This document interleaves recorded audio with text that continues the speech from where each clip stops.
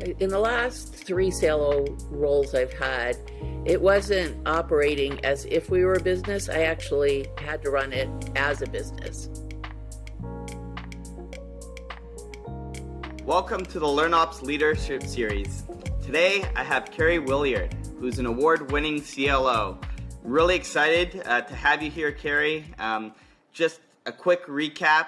You've been a CLO at multiple companies, Sun Microsystems, SAP SuccessFactors, and most recently Visa. And in between that, you've actually founded a company, Jambach, which sold to SAP in about a year of operations, which is really cool. You've won over 40 awards, and you're also a co-author on multiple books, including The Future of HR. So really excited to have you here today. Thank you for your time.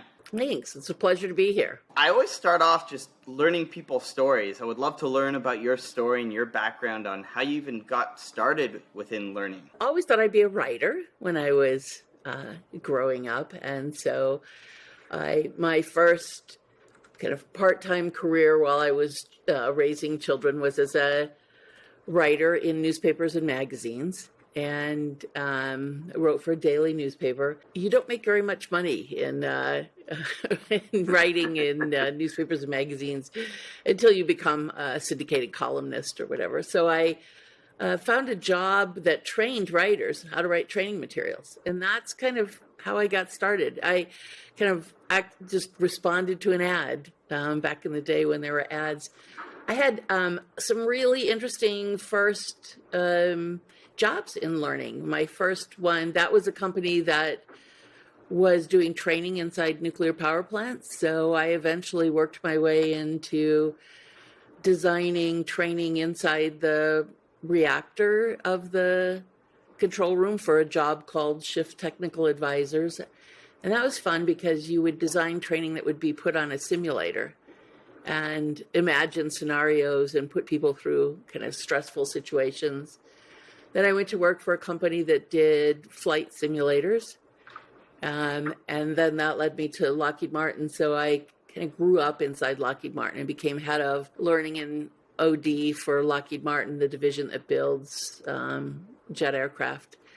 So, and then from there I went on to be heads of learning at Heinz, and I did a chief talent officer role in the meantime, and then Sun, and now Visa with a entrepreneurial sprint in between. That's amazing. And I'm so curious on taking that entrepreneurial journey and being successful at it, and then applying that learning and that innovation back to learning operations as well.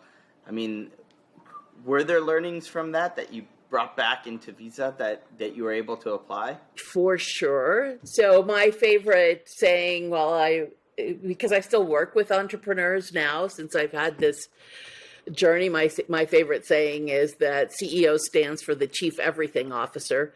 So, you have to do a lot of operations. These jobs I've had at Sun and at SAP, I ran educational services. They had over 1,000 people in each of those organizations. So there was a lot of operations there. When you're in a small entrepreneurial venture, there were a dozen of us. You do a lot of the operational work yourself. And the engineers who were really talented people would step in and do ops work when they had to do ops work, even though they were capable of developing world-class software.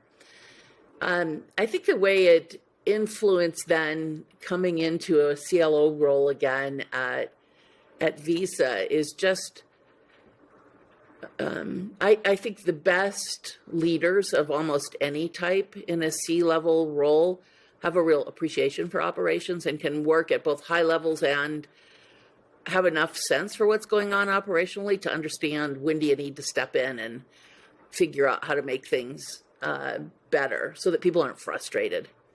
So I think it's really interesting to own a company end to end, all the way from starting it up to making sure you get paid, and then kind of being able to step into a bigger company and see now you've only got a tiny little sliver, but you appreciate the other components of it. You definitely learn how to embrace uncertainty. You learn a lot about empathy, being an entrepreneur. And those are all really important traits at being a great leader. So that, I mean, maybe I want to go work at Visa. Well, Visa's a great company. Yeah, I know a little about how it's structured. Maybe it's changed a little bit now, but there's different universities with different deans. Would you tie that back to being more of a, if you could put a tag on it, a federated model, or is it, how is your L&D team structured now? So I think of a federated model as one where the reporting lines are spread throughout the business, but the organization has voluntarily federated as a community. We actually have direct reporting relationships through the learning organizations throughout Visa, but they are aligned and have a dual reporting relationship into the business. So we have regional chief learning officers, and they have a regional leader as well as having a leader in VU. Their hard line is into VU, but that really shouldn't matter because they're working locally. And then we have, and so they represent all of the opportunity and value that VC University can bring to them within a region, and they configure as needed within a regional business needs. Then we also have colleges who are looking at domains and are aligned to the domain. So a leadership college, for example, or a sales college or a technology college, where we're developing the content to be available either for global use or within a region. That just shows you to the extent of how ingrained learning as a culture is in Visa, which probably ties back to some of the awards that Visa University has won in general as well. I think number one in ATD, right? Number one in ATD with Sun, and we were in the top 10 this year for our first application ever with Visa. So, and we were just told this week that we made the finalists for the Apex Awards, which used to be the Training 100. They've rebranded to the Training Apex Awards. So we'll know on February 28th what our status is on that award. Fingers crossed, although you probably don't need it. I'm excited to see that come to fruition. I think you always need luck. If you've ever been an entrepreneur, you know you need luck. Well, that's true. 90% hard work, 10% luck. The scale of the operations that you now oversee is quite complex. How do you keep up with things? I mean, I've formerly had some other speakers on here. Topics we've talked about are running L&D like a business, for example, being able to measure projects and resources to impact and ROI. At your scale, how are you capturing data to get insights into the operations of this of what you're overseeing and learn from it to become a better business? In the last 3 CLO roles I've had, it wasn't operating as if we were a business. I actually had both internal and external training, so I had to run it as a business. So it was a business line. I have a Visa P&L as well for programs that we teach clients. So I think that discipline of running a P&L, which I did at Sun, I did at SAP, these are approaching $500 million businesses, so you have to have some discipline around running a business of that size and scale. It alters your thinking and how you consider how you spend money and how you're aware of what the status is of your operations. So the model that I've used at the last 3 companies is there had always been like external training was in one part of the business, internal training was in another part of the business. And so we put them together in order to have a shared operational model and get some efficiencies that way and bring really the discipline of a P&L operational model into internal learning and development. So structurally, one of the things we've done is have a shared services model so that we could have a center of expertise or a center of excellence, whichever you want to say, on operations. And then we build tech stacks and so on to help support the operational model.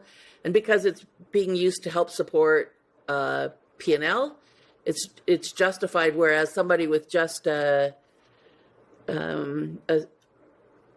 internal facing function might not be able to make the kind of technology investment for operational support. How do internal or L&D teams who are just focused on internal customers, for example, what are some tips or recommendations on how to align budget to make sure they get the right infrastructure and tools in place to also be able to run L&D like a business? Any insights there? Yeah, well, this is where scale does matter. And so it's very tempting for small parts of an organization who want to do some interesting analytic work to just go find their own tools and so on. But you'll never be able to get the depth of operational excellence that you want if you're working at a very small scale. Because we have a united tech stack, we can afford to write APIs, for example, in between pieces of technology to give us that could never be justified on a smaller scale. And we're at Visa, the technology that we work on goes directly to your wallet. So I am positive you have at least a Visa debit card in your wallet. To bring in even the tiniest piece of software, we have to go through an entire process that goes all the way up to the head of technology. And we're able to justify it because we've scaled it to do multiple purposes. And I think we're going to get some really we're on a path to some groundbreaking, never been done kinds of operational and metrics driven projects. Since you've been CLO and have spearheaded learning operations in several different companies, and then having so much visibility on the industry as a whole, what do you think some of the biggest challenges are holding L&D back, or LearnOps L&D operations back from operational efficiency as a whole industry? I mean, the stuff that you're doing is obviously cutting edge. You have the resources, the scale, the team, and everything else to be able to do that. When it comes to the industry as a whole, we're seeing that learning and development operationally is still done somewhat inefficiently. It's not as robust or streamlined as other functions. Have you seen the same? Well, I've seen it when I've come into an organization, and then I've always focused on pulling operations together as a center of excellence. So what do I see is keeping us from moving ahead? I think let's do a flight of fancy for a moment. For a while, you probably saw in my resume that when I first went into SuccessFactors, SAP acquired SuccessFactors immediately upon coming in. I had a job role as a futurist. And so some of the books I've written have been about the future of work. But I think it's really easy to take a flight of fancy for a moment. Right now, we're talking in December of 2021. There is a talent shortage for even your local favorite restaurant, or perhaps you've even noticed difficulty in getting Uber drivers depending on where you're located. So even at the lower entry-level jobs into the economy, we have a shortage of talent. We're a company that has publicly stated we're going to grow. So for us to be ahead of the game, we have to be fueling the growth and the ability to have people who are qualified for jobs. If we rely entirely on that in the marketplace, we're going to be in trouble. We're going to have to develop some of that talent ourselves. Every company that has growth in front of them has to figure that out. Even if they're not planning on growing, they at least have to handle the Great Resignation or the aging of the workforce to have a replacement pool. So I think one of the things that may all sound like, how does that tie to your question? The reason it ties to your question is if you're not planning that far ahead to say, how are we going to get there? Then everything is an emergency or ad hoc at the last minute. Oh, operationally, we need to do this, we need to do that, we need to do the other. And so I love the McKinsey 3 Horizon model where you look at your first horizon being, let's say, up to 18 months, and then the second horizon maybe up to 3 years, and then the third horizon, where in any given year, 70% of your work is on what are you working for to get done towards your goals that year. 20% of your effort is preparing for your second horizon, and 10% of your effort is preparing for the third horizon. So, and usually, if you're going to have real operational tool sets and capability, you've got to know what's in that third horizon. So I'm working on it now in order to be ready for when I really need it. And I think that's one of the biggest barriers is that people are not looking out far enough to plan for it. So then by the time the demand hits, this crush hits where we have to hire a lot of people, train a lot of people, or whatever it might be in 18 months to 3 years, we're totally unprepared. We can't possibly take on another project because we're operationally swamped.